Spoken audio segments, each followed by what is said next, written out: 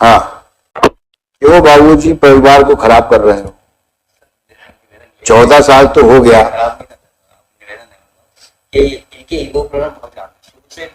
बेटा बाबा के साथ जाओगी? अब वो बोल रही है जाना चाहती बाबा के साथ। इनके फादर हैं कहाँ? कहाँ फादर आपके? बुलाओ उनको। पिछली बार एक बार उनको आने दो। बुलाइए फादर करते हैं आप भी पढ़े लिखे हो, आप संधि पढ़े लिखे हैं, दामाद पढ़ा लिखा है, लड़की पढ़ी लिखी है, तो इतना पढ़ना लिखना तो बेकार हो गया।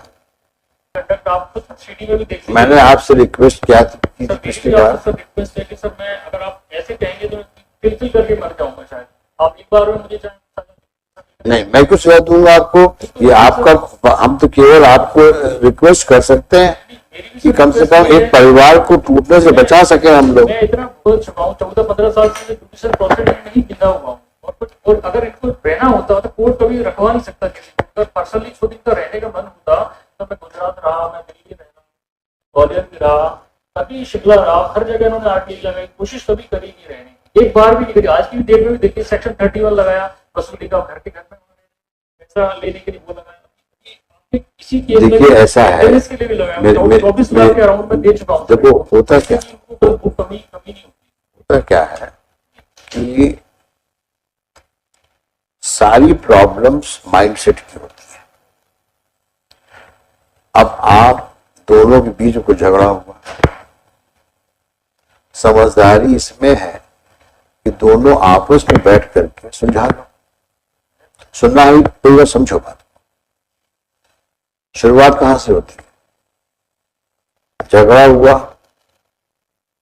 अब सुलझाने की बात तो दूर हुई, एक दूसरे को नीचा दिखाने के लिए ईगो फाइट शुरू हो जाती है, और कहीं खुदा न खास्ता माँ बाप बीच में आ गए और उन्होंने कुछ माचिस की तीली लगा दी तो वो और एग्रीमेंट हो जाता है। फिर कुछ रिश्तेदार आ जाते हैं, फिर वो आपका मनोबल बढ़ाते हैं। डरते क्यों हो? कोर्ट कचहरी तो है, उनको कुछ समझाते होंगे।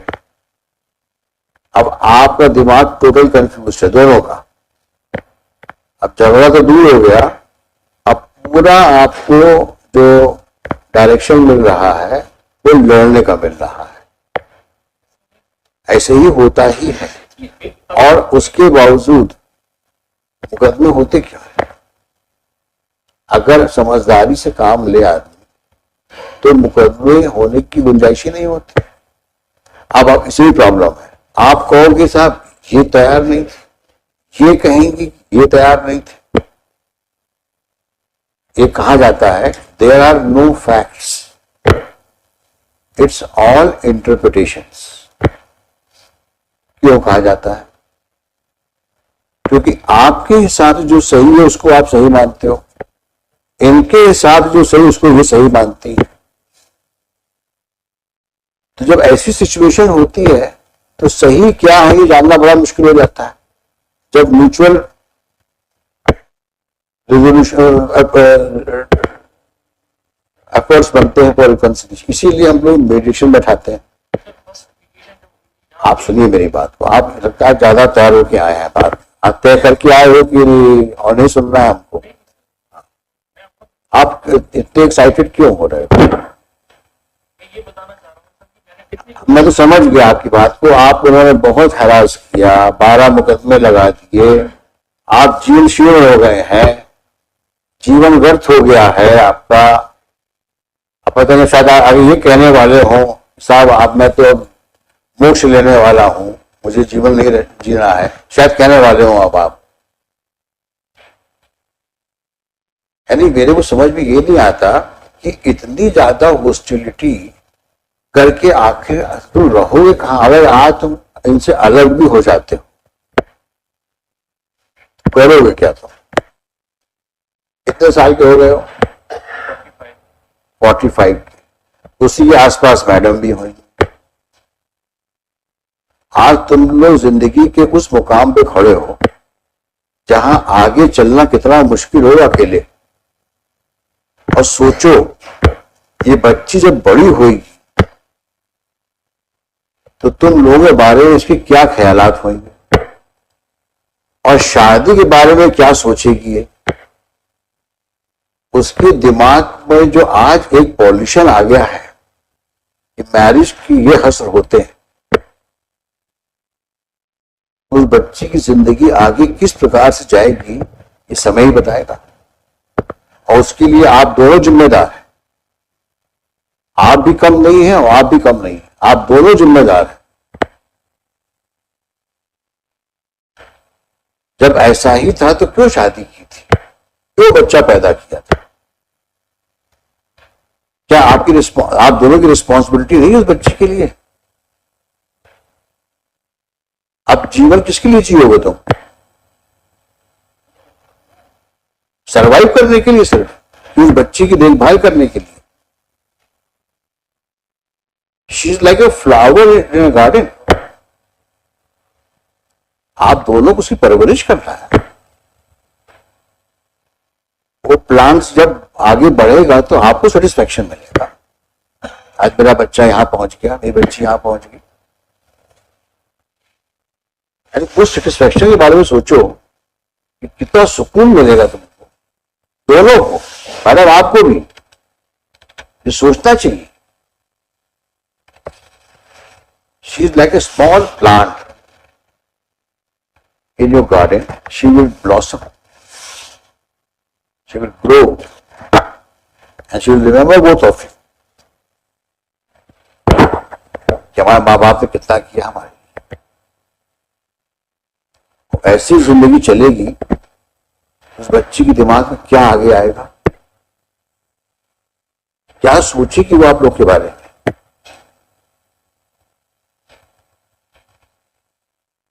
बच्चों की और बुजुर्गों की बद्दुआएं बहुत लगती हैं। Very sad. आप मत रहिए साथ में, लेकिन बड़ा गलत कर रहे हैं बच्चे के साथ आप।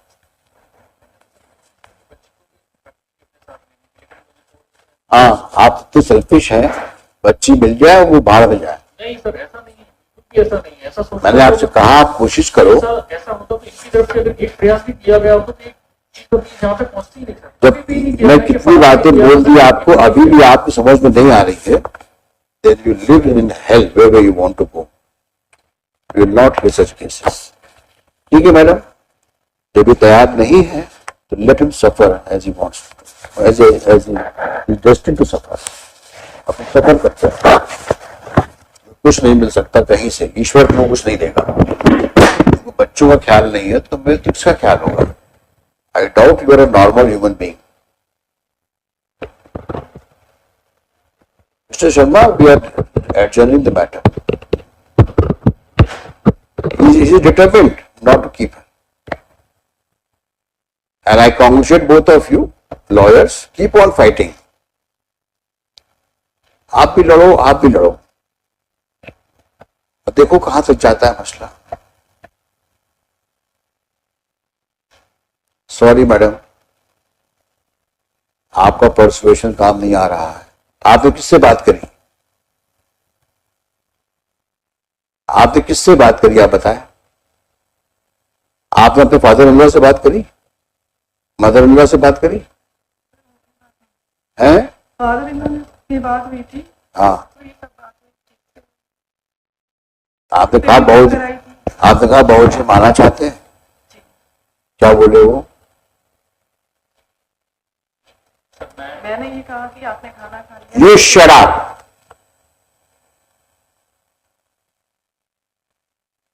I'm talking to her. हाँ, क्या कहा उन्होंने? मैंने कहा आप कैसे हैं, कैसे कैसे क्या है, तुम 14 सालों से हमें परेशान कर रही हो। इस तरह से उन्होंने बात की थी, मैंने अच्छे से बात की थी। कहाँ रहते हैं वो? ग्वालियर भी है, आए हैं आज? बुलाइए।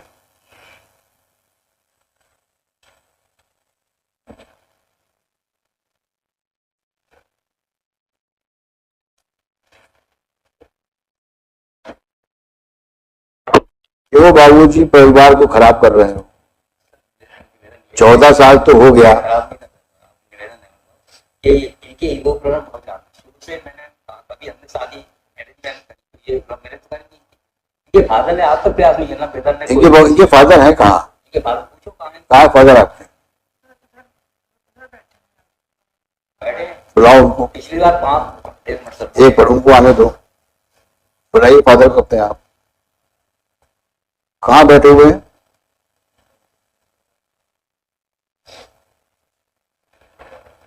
आप क्या करते बाबूजी? मैं सर रिटायर्ड हो गया 14 साल हो गए। क्या करते थे आप? मैं ग्रामीण बैंक कृषि ग्रामीण बैंक अच्छा, ग्रामीण बैंक में थे आप।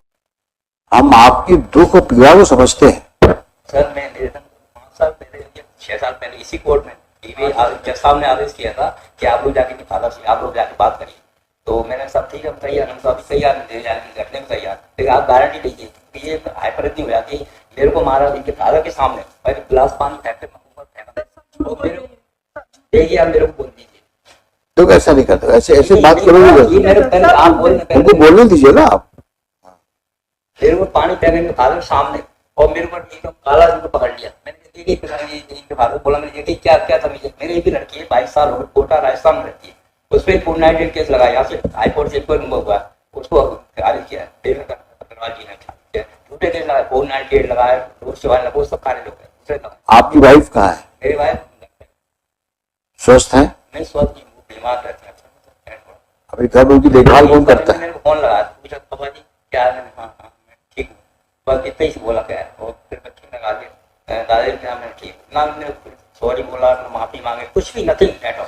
अच्छा, आपकी वाइफ की देखभाल कौन करता है? मैं ही करता हूँ ये तो बाहर है मैं और कोई घर में है महिला? नो बड़ी मैं मोबाइल इस बच्ची को पहचानते हो? बच्चे को आज तक देखा नहीं शुरू से हम लोग बैठ जाकर बच्चे के दिमाग भर दिया दादाजी खराब है दादाजी बेकार मतलब इसके दिमाग में ऐसा भर दिया कि कभी देखती नहीं है पूछो सामने खड़ी आज तक पूछा छोटी बच्ची थी भी आज जो डोमेस्टिक वायलेंस घर पे आई तो धोती डाल के ले जा रही थी हम लोग देख नहीं रहे। बेटा बाबा के साथ जाओगी?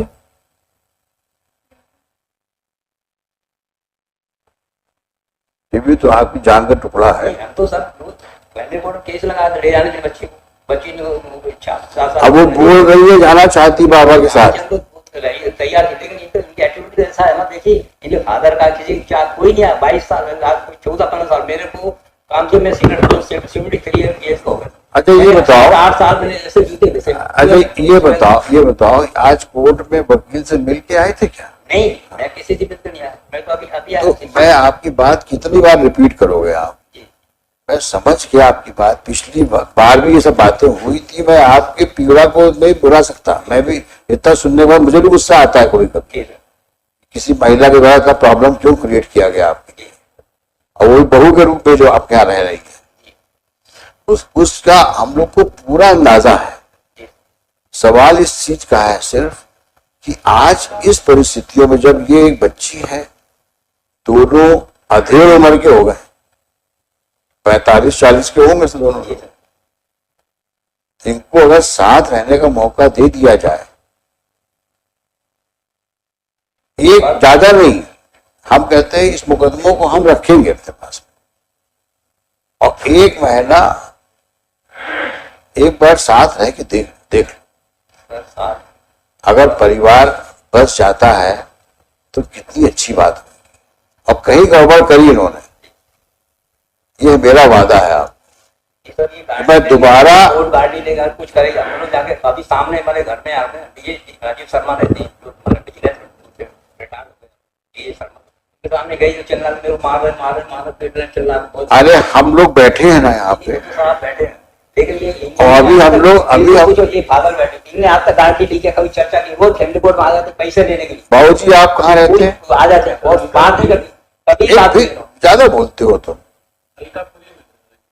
अलकापुरी में क्या करते हैं आप? साइंटिस्ट थे आप भी पढ़े लिखे हो आपकी संधि पढ़े लिखे हैं दामाद पढ़ा लिखा है लड़की पढ़ी लिखी है तो इतना पढ़ना लिखना तो बेकार हो गया। कुछ हद तक आप भी जिम्मेदार हो। समझाइश देना चाहिए ना। उसका घर कौन सा है? पति का घर है कि आपका घर है? हाँ, तो फिर कहीं आपकी तरबियत में गड़बड़ रही है, इसे परवरिश बोलते हैं, या कहीं आप उसके दिमाग को ठीक नहीं कर पा रहे हो। बेटी है आपकी, वो आपने समझाइश देनी चाहिए ना। ये मुकदमे करके और इस प्रकार से अपने ससुर को इंसल्ट करके, पति को ह्यूमिलिएट करके, ये अच्छी बात है? पुराने जमाने में कहते थे ना, पति परमेश्वर प्राणनाथ। ऐसे बिहेव किया जाता है क्या? आपकी पत्नी कभी ऐसे बिहेव किया है क्या आपके साथ? कभी ऐसा हुआ है?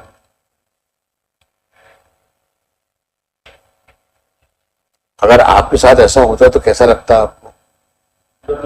फिर अब तो और भी बुरा लगना चाहिए कि आपकी बेटी के साथ ऐसा हो रहा है।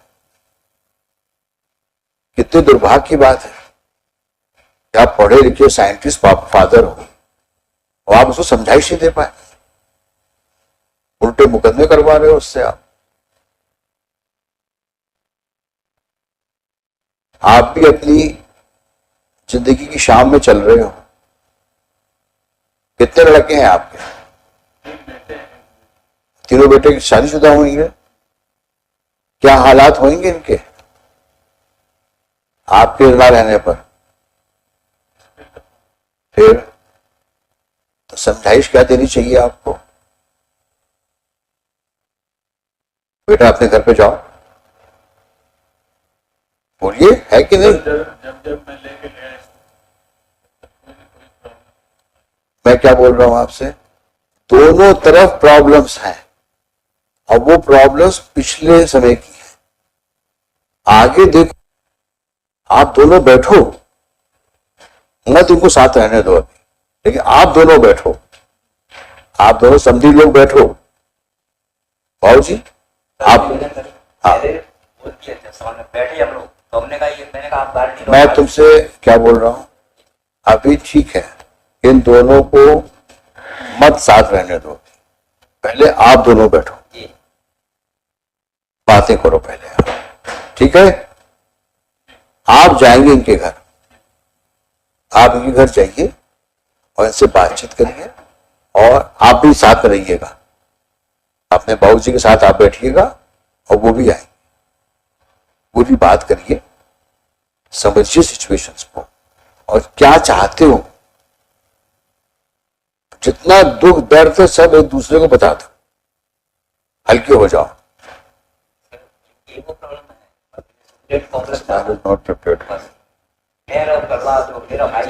I think you are the main culprit.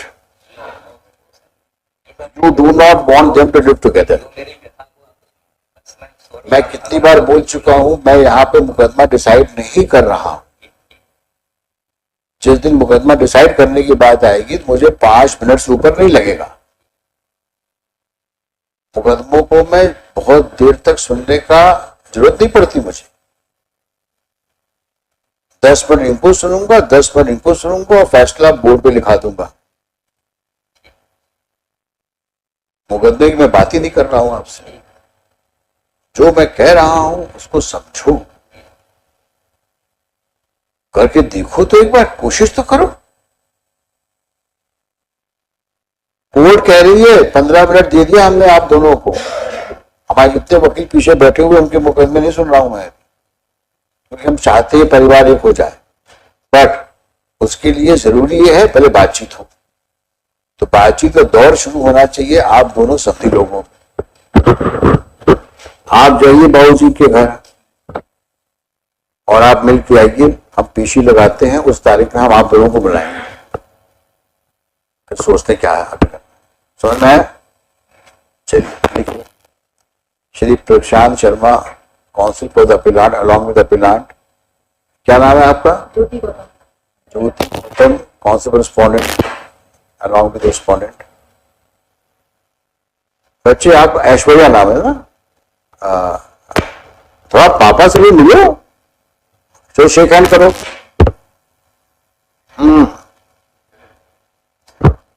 Bless her,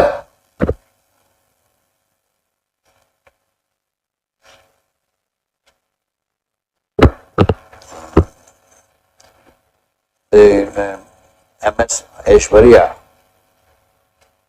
daughter of the parties, is also present. Besides, father of the appellant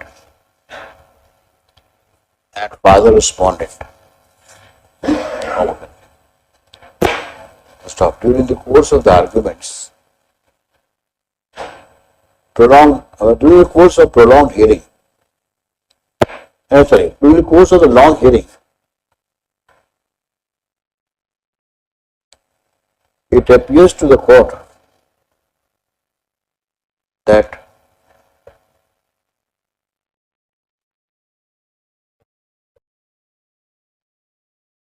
possibility of reconciliation is not absolutely ruled out, despite the fact both parties have been fighting each other like cat and dogs.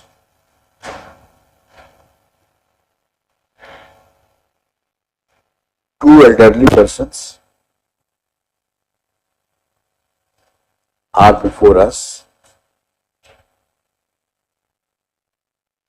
so as suggested, they have agreed to meet each other and crease out differences between the families so that long separated family is united, long united and lead a happy married life with their daughter. कब जाएंगे आप?